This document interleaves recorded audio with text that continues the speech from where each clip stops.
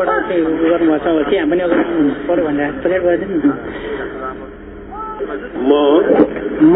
माधव कुमार नेपाल मुलुक र जनताप्रति पूर्ण वफादार रही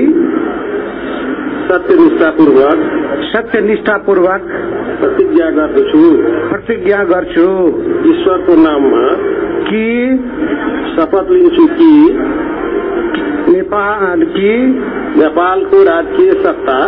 नेपालको राजकीय सत्ता र सार्वभौम सत्ता नेपाली जनता अधीनमा रही मुलुक र जनताको सोझो चिताई कसैको डर नमानी पक्षपात नगरी पूर्वाग्रह वा खराब भावना नली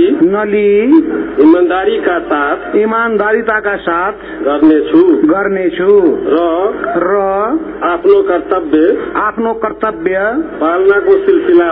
पालनाको सिलसिलामा आफूलाई